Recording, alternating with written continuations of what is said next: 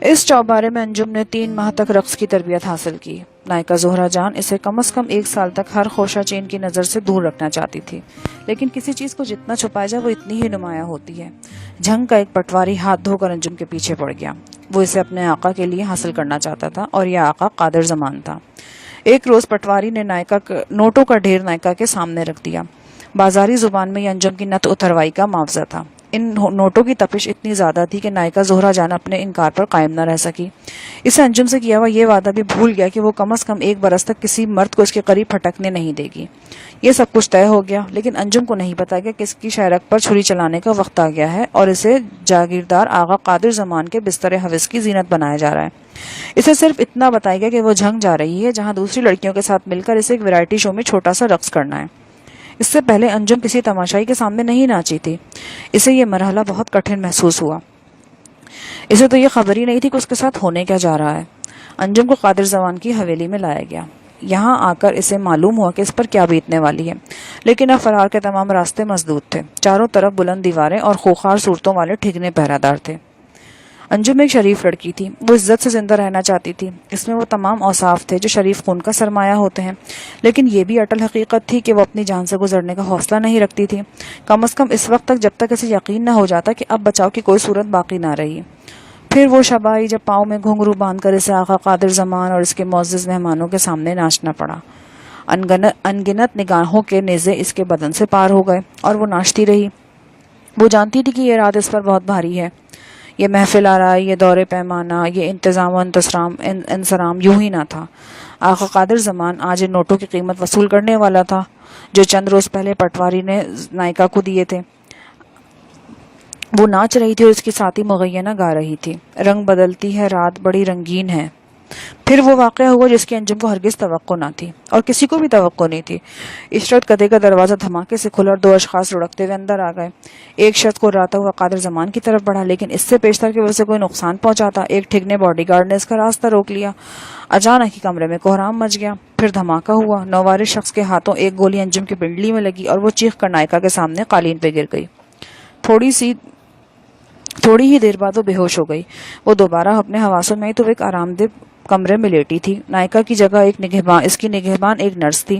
اس کی بائیں پنڈلی پٹیوں میں جکڑی ہوئی تھی اور زخمی ہو جانے کے سبب انجم پر اس رات آنے والی بلا ٹل گئی۔ حویلی کا ڈاکٹر عبد الرحمان انجم کی دیکھ بھال کرنے لگا۔ اس کی ٹانگ سے گولی نکال دی گئی تھی، لیکن زخم بھرنے میں ابھی خاصا وقت لگنا تھا۔ انجم غائبانہ طور پر اس شخص کی شکر گزار تھی جس نے اس رات اس کے جسم میں گولی اتاری اور اس زہر سے بچا لیا جو ذلت بن کر اس کے رگوں پے میں دوڑنے والا تھا۔ اب 1 ہفتے سے انجم مکمل طور پر صحت مند تھی، بس معمولی سی لنگڑاہٹ باقی رہ گئی تھی۔ اپنی حالت کی بہتری کا احساس انجم کے لیے سہانے روح تھا۔ وہ جانتی تھی اس کی مثال قربانی کے اس جانور کی سی ہے جس کی بیماری ہی اس کی زندگی کی ضامن ہوتی ہے۔ وہ لمحہ بلمحہ خوف کے اتھاہ سمندر میں ڈوب رہی تھی۔ ایک بار پھر حالات نے پلٹا کھایا اور میں اسے اس مہم کے لیے منتخب کر کے حویلی سے نکال لے آیا۔ اب میری سمجھ میں آ رہا تھا کہ کل رات جب میں نے قادر زمان سے انجم کو مانگا تو اس کا چہرہ کیوں اتر گیا تھا۔ اس کی حالت اس شخص جیسی ہو گئی تھی جس کے منہ سے نوالہ چھین لیا گیا ہو۔ تاہم ایک بڑے مقصد کی خاطر اس نے ایک چھوٹی سی عیاشی کو تیاگ دیا اور انجم کو میرے ساتھ روانہ کر دیا۔ یہ جان کر مجھے بے نام مسرت کا احساس ہوا کہ انجانے میں ہی صحیح، لیکن میں نے 2 بار انجم کی عزت کو داغدار ہونے سے بچایا۔ انجم کو ابھی تک یہ معلوم نہ تھا کہ حویلی کے مہمان خانے میں سے میرے ہی ہاتھوں گولی لگی ہے۔ میں نے فی الحال اسے یہ بتانا مناسب بھی نہ سمجھا۔ باتوں کے دوران ہمارا سفر طے ہوتا جا رہا تھا۔ جس وقت ہم مری ہل سے گزرنے کے بعد نتھیا گلی داخل ہوئے، ہم دونوں کے درمیان اجنبیت اور تکلف کے بہت سے پردے ایک ایک کر کے اٹھ چکے تھے۔ وہ مجھے اپنا مخلص ساتھی اور غمگسار سمجھ رہی تھی اور اسے یہ توقع بھی تھی کہ ہو سکتا ہے کہ میں اسے اس دلدل سے نکالنے میں کامیاب ہو جاؤں۔ دیکھا جائے تو انجم اس دلدل سے نکل چکی تھی۔ میں اسے حویلی سے نکالنے میں کامیاب رہا تھا اور میں نے آغا قادر زمان کو ایسی ضمانت بھی نہیں دی تھی کہ انجم کو دوبارہ حویلی لاؤں گا۔ میں ایک پرخطر مشن پر تھا۔ مجھے ایک نیم سرکاری عہدیدار کو قتل کرنا تھا۔ اس کوشش میں مجھے یا انجم کو کوئی حادثہ بھی پیش آ سکتا تھا۔ ہم مر سکتے تھے، اغوا ہو سکتے تھے، کسی گولی یا تیز دھار آلے کا شکار ہو کر کسی ندی نالے میں بہہ سکتے تھے۔ یعنی میں انجم کو حویلی واپس لے کر نہ جاتا تو اس کا جواز فراہم کرنے کے لیے میرے پاس 100 دلیلیں تھیں۔ اب آ جا کے تصویروں والا ٹنٹا رہ جاتا تھا جو انجم کے بقول لاہور کے بازار حسن میں اتاری گئی تھی اور نائکا زہرہ جان کے پاس محفوظ تھی۔ وہ تصویریں انجم کے لیے مصیبت کا باعث بن سکتی تھیں، لیکن یہ اسی صورت میں ہوتا جب انجم زہرہ جان یا قادر زمان سے بغاوت کرتی یا انہیں دغا دیتی۔ میں خیالوں کے تانے بانے میں الجھتا رہا اور ہماری منزل نزدیک آ گئی۔ میں نے انجم کو ایک بار پھر تمام اہم ہدایات ذہن نشین کرائیں اور اسے پیش آمدہ حالات کے لیے پوری طرح تیار کرا دیا۔ اس مرتبہ مجھے الفردوس میں بآسانی داخلہ مل گیا۔ میرا کمرہ پہلے سے بک تھا، بڑی طرحدار جگہ تھی۔ یہ دوسری منزل کا ایک سجا سجایا سویٹ تھا، ایک بیڈ، ایک سٹنگ روم، اٹیچ باتھ اور شاندار بالکنی جہاں سنگ مرمر کے گملے دھرے تھے، ان میں مولسری اور گلاب کے پھول مہک رہے تھے۔ عقب سے ایک دھلی دھلائی شفاف سڑک گزرتی تھی جس کے دونوں کناروں پر چیڑ اور اخروٹ کے درخت پہرے داروں کی مانند کھڑے تھے۔ یہ الفردوس ہی کی سڑک تھی اور ایک نیم دائرے کی شکل میں پوری تفریقہ کا احاطہ کرتی تھی۔ اس سڑک کے پار پھلدار درختوں کی قطاریں تھیں، چیری، خوبانی وغیرہ کے پیڑ صاف نظر آ رہے تھے۔ ان سے آگے پہاڑوں اور وادیوں کا وسیع اور عریض سلسلہ پھیلا ہوا تھا۔ ان میں سب سے نمایاں میرا جانی کی چوٹی تھی۔ کسی نوخیز سرکش حسینہ کی طرح وہ اپنے بلند و پست نمایاں کیے ٹھسے سے کھڑی تھی اور ہر آنکھ کو دعوت نظارہ دے رہی تھی۔ یہ سارے مناظر اس 5x8 فٹ کی کھڑکی سے نظر آ رہے تھے جو کمرے کے مشرقی رخ پر کھلتی تھی۔ انجم نے کمرے کو ناقدانہ نظروں سے دیکھا اور کہا، اچھا کمرہ ہے۔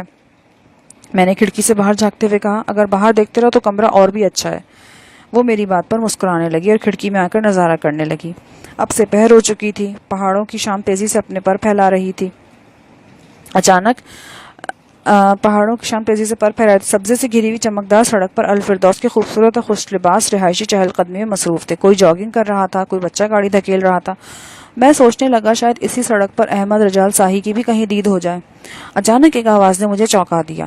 یہ آواز مجھے بائیں جانب کوئی 5 میٹر کی دوری پہ سنائی دی، ایک بھاری بھرکم روبدار مردانہ آواز۔ میں نے بے اختیار کھڑکی سے سر نکالا، ذرا آگے جھک کر بائیں جانب دیکھا تو دیدے پھٹے رہ گئے۔ جس شخص کو میں سڑک پر ڈھونڈ رہا تھا وہ بالکل میرے قریب موجود تھا۔ بائیں جانب 1 یا 2 کمرے چھوڑ کر وہ ایک کھڑکی میں کھڑا تھا اور کسی سے باتیں کر رہا تھا۔ میری مراد احمد رجال ساہی سے ہے۔ جیسا کہ میں بتا چکا ہوں کہ لاہور جیل میں 1 برس تک ساہی صاحب سے میرا واسطہ رہا تھا۔ میں انہیں پہچاننے میں غلطی نہیں کر سکتا تھا۔ ویسے بھی وہ ان شخصیات میں سے تھے جن سے ایک بار ملا جائے تو حافظے پر انمٹ نقوش بن جاتے ہیں۔ کھڑکی سے مجھے ساہی صاحب کی جو جھلک دکھائی دی اس میں وہ پہلے سے کچھ فربا اور عمر رسیدہ نظر آ رہے تھے، لیکن تھے تو ساہی صاحب ہی۔ پاکستانی فلم سٹار سنتوش کمار کی طرح نرم و نازک چہرے اور امیرانہ خد و خال والے ساہی صاحب، جن کی آنکھیں ہمہ وقت گہرے تفکر میں ڈوبی رہتی تھیں۔ اپنی عام زندگی میں بھی وہ جیل سپرنٹینڈنٹ سے زیادہ ایک رومانوی قسم کی شخصیت نظر آتے تھے۔ تاہم انہیں قریب سے جاننے والے اچھی طرح سمجھتے تھے کہ نرم و ملائم لہجے میں بولنے والے اس شخص کے اندر ایک آہنی انسان چھپا ہوا ہے جو قانون کا جانثار محافظ ہے اور باطل کے سامنے چٹان کی طرح ڈٹ جانے کا حوصلہ رکھتا ہے۔ ساہی صاحب نے مجھے نہیں دیکھا تھا کیونکہ جب میری نگاہ ان پر پڑی تو وہ دوسری طرف دیکھ رہے تھے، لیکن اگر دیکھ بھی لیتے تو شاید اس حلیے میں مجھے فوراً نہیں پہچان سکتے تھے۔ وہ کسی خاتون سے باتیں کر رہے تھے۔ گاہے بگاہے ابھرنے والی مترنم ہنسی اور انتہائی رسیلی آواز سے اندازہ ہوتا تھا کہ وہ خاتون کوئی نوجوان لڑکی ہے۔ میں نے نتیجہ اخذ کیا کہ وہ ساہی صاحب کے اہل خانہ میں سے ہوگی۔ انجم میرے چہرے کے اتار چڑھاؤ بغور دیکھ رہی تھی۔ کوئی واقف مل گیا ہے؟ میں نے اس بات میں جواب دیا اور ایک بار پھر رجال ساہی اور اس لڑکی کی باتوں پر کان لگا دیے۔ وہ کسی اخباری خبر پر بحث کر رہے تھے۔ اس بحث کا کوئی لفظ میرے کانوں میں پڑتا تھا۔ ویسے بھی یہ بات میرے مطلب کی نہیں تھی۔ اس گفتگو سے مجھے صرف یہ معلوم ہوا کہ ساہی صاحب سے ہم کلام ان کی بیٹی ہے۔ الفردوس میں 2 روز گھومتے پھرتے ہم نے کشتی چلاتے اور لوڈو کھیلتے گزار دیے۔ اس دوران ایک مرتبہ ساہی صاحب سے بھی آمنا سامنا ہوا، لیکن حسب توقع وہ مجھے فوری طور پر پہچان نہ سکے۔ ویسے بھی یہ مدبھیڑ تقریباً 100 گز کی دوری سے ہوئی تھی۔ میں ساہی صاحب کے سامنے آنے کے لیے کوئی مناسب موقع ڈھونڈ رہا تھا، ایسا موقع جو ہمیں آدھا پون گھنٹے کی تنہائی فراہم کر سکے اور میرے منصوبے کے عین مطابق ہو۔ یہ سوال میرے ذہن میں ہر گھڑی میخ کی طرح گڑا ہوا تھا کہ آغا قادر زمان اتنے بڑے سرکاری افسر کو قتل کرانے کا رسک کیوں لے رہا ہے؟ ایسی کیا مصیبت آن پڑی؟ ایک بات تو طے تھی کہ میں قادر زمان کے شیطانی عزم کی تکمیل نہیں کروں گا۔ قتل، اور وہ بھی ساہی صاحب جیسے نر بندے کا، میں سوچ بھی نہیں سکتا تھا۔ لیکن جس ترازو کے ایک پلڑے میں میرا یہ ارادہ تھا، اسی کے دوسرے پلڑے میں میری بہن تھی۔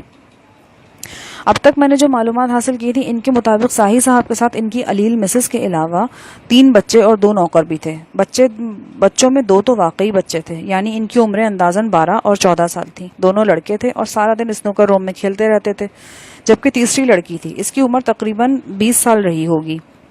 اس کی آواز بے حد خوبصورت تھی۔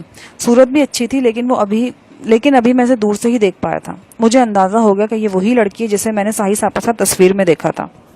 جیسا کہ آپ کو یاد ہوگا، یہ تصویر مجھے قادر زمان نے حویلی میں دکھائی تھی اور اپنی دانش سے مجھے مقتول کا چہرہ کرایا تھا۔ میں نے مسز ساحی کو بھی دیکھا، ماں بیٹی کی شکل کافی ملتی تھی۔ مسز ساحی جوانی میں خاصی حسین رہی ہوں گی، مگر عمر اور بیماری نے ان کے چہرے پر گہرے نقوش چھوڑ دیے تھے۔ میں نے انہیں بالکنی میں آرام کرسی پر بیٹھے دیکھا۔ اس وقت بڑا لڑکا ان کے کندھے دبا رہا تھا۔ میں نے اپنے قیام کے دوران یہ نتیجہ اخذ کیا تھا کہ اس تفریح گاہ میں مسز رجال ساحی کی اہل و عیال موجودگی دراصل مسز ساحی کی علالت کے سبب ہی ہے۔ شاید ڈاکٹروں نے انہیں تبدیلی آب و ہوا کا مشورہ دے رکھا تھا۔ یہ تیسرے دن کی بات ہے۔ سپہر کے بعد میں اور انجم گھڑ سواری کے لیے نکل گئے۔ دیگر تفریحات کی طرح گھڑ سواری کے لیے بھی یہ شرط تھی کہ دوران تفریح الفردوس کی حدود سے باہر نہ نکلا جائے۔ پختہ سڑک پر ہم نے تفریح گاہ کا ایک راؤنڈ مکمل کیا اور موم پھلیاں ٹونگتے پیدل ہی واپس آ گئے۔ مجھے اول دن سے یہ احساس ہو رہا تھا کہ یہاں چند آنکھیں ہماری نگران ہیں، لیکن ابھی تک اس امر کا کوئی واضح ثبوت نہیں ملا تھا۔ ممکن ہے یہ میرا وہم ہو، اپنی نگرانی کا شبہ ہونا ایک سنسنی خیز تجربہ ہوتا ہے۔ آدمی کی حرکات و سکنات، سوچ بچار، مصروفیت، ہر شے پر اثر پڑتا ہے۔ یوں لگتا ہے پاؤں میں اندیکھی بیڑی پڑ گئی ہے۔ میرا تجربہ ہے کہ بعض نازک مزاج قسم کے لوگ زیر نگرانی ہونے کے احساس سے ہی اعصابی مریض بن جاتے ہیں۔ بہرحال اس روز گھڑ سواری سے واپس آتے ہوئے میں نے اپنے شک کو کسی نتیجے تک پہنچانے کی کوشش کی۔ پختہ سڑک پر ہر وقت چہل پہل رہتی تھی۔ میں انجم کو لے کر ایک سرسبز ڈھلان پر اتر گیا۔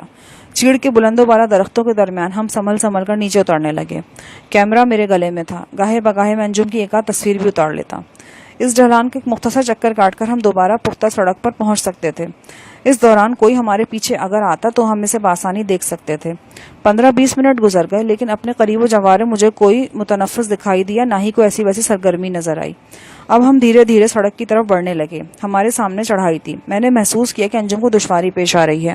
اس سے پہلے کہ میں اسے